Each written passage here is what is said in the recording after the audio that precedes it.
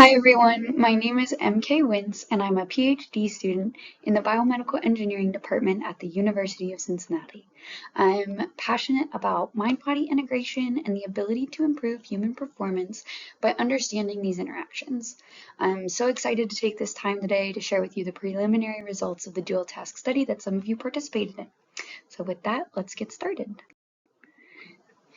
Starting with the easy part, for each task that we review today, we'll look at the task-specific performance. So in this case, we were looking at the number of squats our participants were able to complete in 60 seconds. We called this the physical task. While both groups saw performance improvements, the dual task trainee on average saw greater improvements than the average physical-only trainee.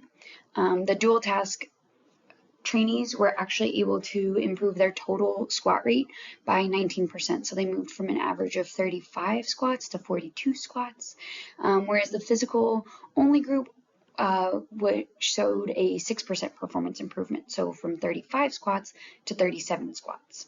Now for the little bit more complex part, we also looked at neural activation patterns through a lens of functional connectivity.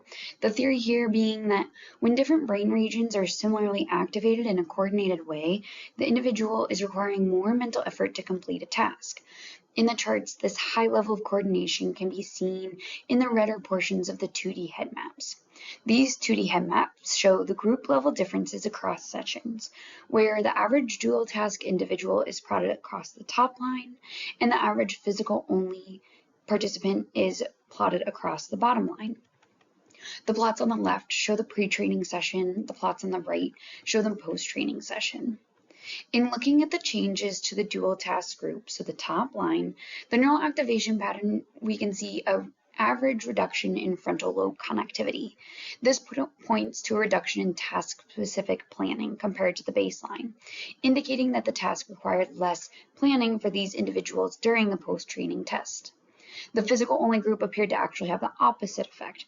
They demonstrated increased level of frontal lobe coordination, which likely indicates higher levels of task-specific planning in the post-training period. For the cognitive task, we once again see the dual task training group having a higher performance than the physical-only group at post-training. They improved their scores by 9% on average. So they went from an average of about 16 to an average of about 17 hits during the cognitive task, whereas the physical only group went from about 16.4 hits to 16.5 hits during the cognitive task. So with the neural maps on this, we can see that the dual task training group does have a coordinated recruitment effort. It's primarily focused, though, on seeing and doing. The implication here is that despite seeing this 9% gain in task performance, they required a less globally coordinated neural activation relative to their baseline to accomplish this task. The activations that did persist were primarily on the active scanning for which letter they would need to hit next, not necessarily thinking about which letter they would need to hit.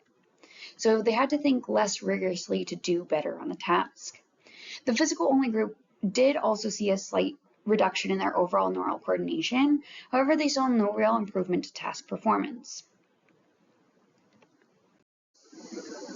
Finally, when we consider the group level performance on the dual task, we can see another 9% performance gain for the dual task group on average. The patterns from the cognitive test persist, with the dual task group again seeing a less globally coordinated activation pattern, with the local foci primarily in the visual cortex. This indicates the primary work of this task is to find the letter that these participants need to hit. The physical-only group demonstrated no improvements in task performance and required more coordinated neural patterns, especially in the frontal lobe, which controls the thinking and planning, the language areas consistent with this alphabet-based task, and similar activation of the visual cortex, which is indicative of the letter-finding activity. The key takeaway here is that the dual task training group became more efficient in performing their tasks, relying on less neural coordination with improved performance, while the physical-only group required a more coordinated activation strategy to accomplish this dual task after only training in the physical task for 12 weeks.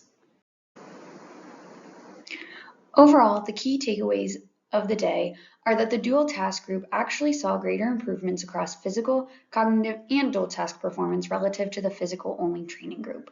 They required a lower level of neural coordination to accomplish these tasks, suggesting a more efficient neural pathway for task accomplishment. To put it more simply, by completing dual task training, you're reinforcing efficient neural pathways and improving your cognitive function.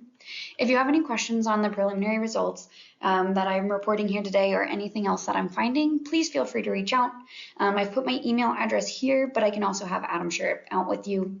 Thanks again for your time participating in this study. You're really helping with groundbreaking research and helping to really push the bounds of our understanding of cognitive motor performance. And I can't tell you how much I appreciate your contributions. With that, I want to wish you all happy training to strengthen your body and sharpen your mind. Have a good one.